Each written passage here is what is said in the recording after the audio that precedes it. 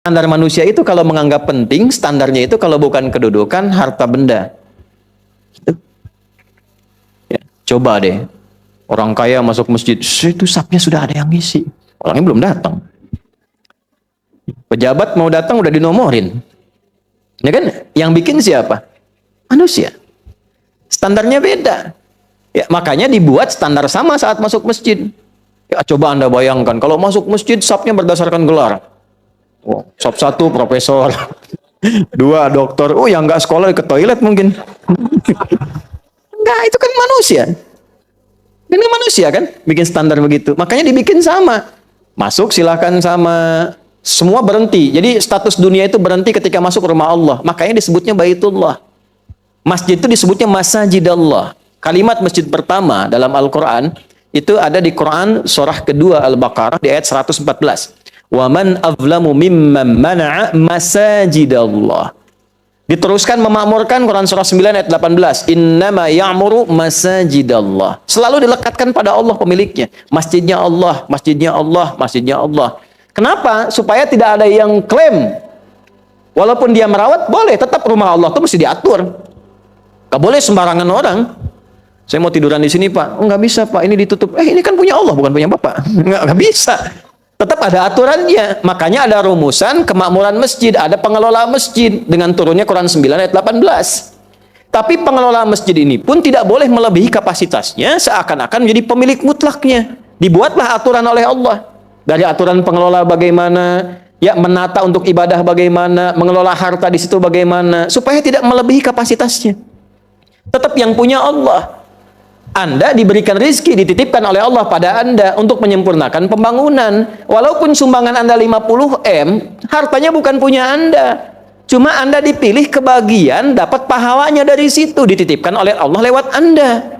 Jadi kalaupun Anda nyumbang paling besar, bukan berarti semua harus punya Anda. Lantas Anda buat kebijakan yang melebihi kebijakan Allah. Itulah sebabnya dibuat ketentuannya Masajidallah, masjidnya Allah.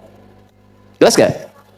Gitu ya. Jadi aturannya sama. Silahkan masuk sama, sapnya sama. Kalau ada kondisi tertentu memang diatur, silahkan atur, tapi jangan melebihi aturan Allah Subhanahu wa taala. Paham sampai sini? Itulah dilekatkan kalimat Masajidallah untuk memberikan sebuah penguatan. Oke, ini standar manusia. Jadi penting itu kalau punya harta, punya kedudukan, penting manusia. Di sisi Allah, standar orang elit dan penting. Itu ukurannya ternyata bukan dunia.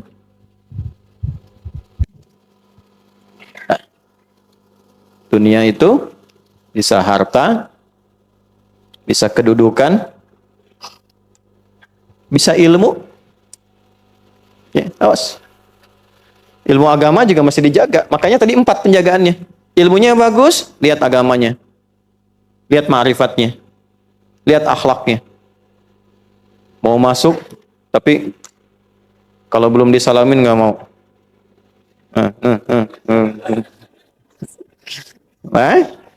Ada penjagaannya, akhlaknya, dari mulai interaksinya, ngajarkannya bagaimana, itu standar.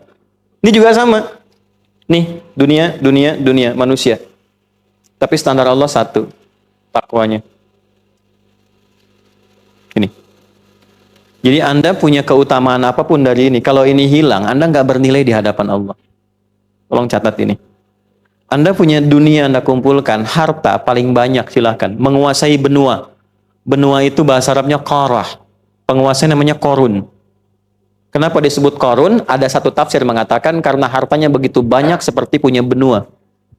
Dikumpulkan. Anda punya itu tapi nggak punya ini. Anda nggak punya nilai di hadapan Allah. Anda punya kedudukan tinggi, silahkan kendalikan apapun. Silahkan. Tapi Anda nggak punya takwa. Anda nggak bernilai di hadapan Allah. Apalagi ketika Anda punya ini, lalu bertentangan dengan hukum Allah.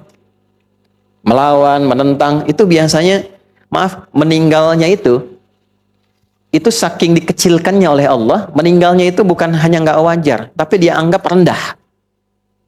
Ya, saya nggak sanggup mencari kata yang lebih kasar, itu rendah aja lah. Ya. Kenal Namrud nggak? Nah, kenal, saya pulang nih. Udah begini. Bu, Namrud tuh meninggalnya kenapa? Bukan cuma nyamuk yang sayapnya tinggal 1. Kan nggak apa ya, nggak enak dengernya gitu. Namrud kan ngaku Tuhan.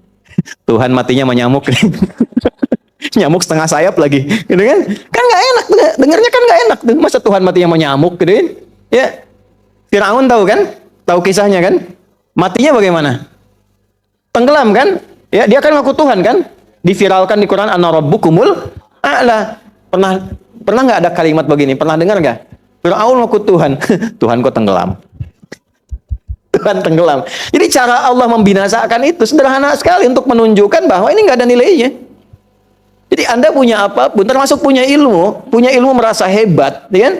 Ya, ada Stephen Hawking lah sampai mengatakan Tuhan telah mati. Dia yang mati duluan. Ya kan? Coba lihat cara meninggalnya. Walaupun ilmunya mungkin dianggap besar, luas. Ini ibrah ya. Ini satu hikmah yang kita bisa ambil. Jadi Anda silahkan banggakan status, silahkan banggakan harta, pengetahuan yang luas. Tapi kalau nggak punya takwa, nggak ada nilainya. Itu satu di hadapan Allah itu. Nah, ini yang dimaksud Quran surah Al-Hujurat yang ayat ke-13 itu.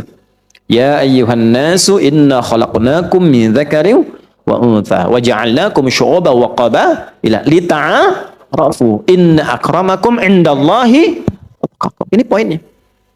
Hai semua manusia tanpa kecuali, yang dekat, yang menengah, yang jauh. Aku ciptakan manusia itu cuma 2 jenis. Ada berapa jenis? Ingat, Anda yang di sini ada manusia, cek cuma 2 nih. Nggak ada yang ketiga. Min dzakarin laki-laki wa untha perempuan, nggak ada jenis ketiga. Oke? Kalau Nia aja, kalau Kurniadi aja. Udah. Paham ya? Baik. Jadi cuma 2, tidak ada yang ketiga. Wa ja'alnakum syu'uban wa qabail. Dari situ kemudian silahkan saling mengenal, bertaaruf, membangun hubungan sosial dari kekeluargaan sampai masyarakat. Tapi kalau nanti naik statusnya, bergaul dengan orang, ya, maaf, mungkin ada yang disanjung, ditinggikan, dihormati, wajar keduniaan. Tapi kata Allah dalam pandanganku standarnya satu. Inna akramakum indallahi indan nasi. Mungkin di kalangan manusia, mungkin aghnakum yang paling kaya. Ya. Mungkin aktsarukum amwala aw mala, yang paling banyak hartanya. Ya, mungkin a'lakum mansiba, yang paling tinggi kedudukannya, tapi indallahi, standar Allahnya yang paling tinggi takwanya. Ini poinnya. Karena itu ketika ada orang sosok biasa pun, tapi dia merasa ingin mengenal Allah lebih jauh, ingin menaati Allah lebih giat, ingin tahu aturan Allah lebih dalam supaya dipatuhi dan dijalankan, maka standarnya diangkat oleh Allah tinggi, melebihi orang-orang yang dianggap penting ini. Itulah poinnya.